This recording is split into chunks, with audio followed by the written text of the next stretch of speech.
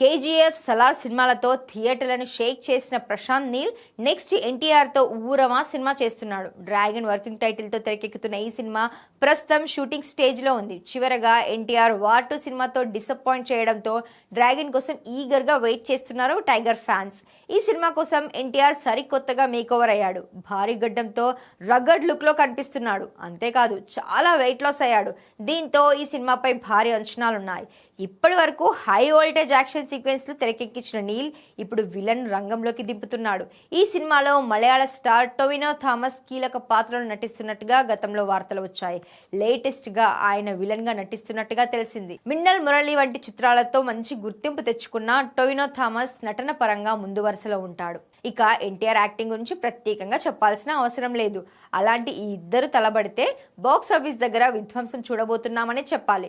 NTR, Tovino Thomas మధ్య వచ్చే సీన్లో ఒక్కో యుద్ధంలా ఉండబోతున్నాయని చెప్పడంలో ఎలాంటి డౌట్స్ అక్కర్లేదు.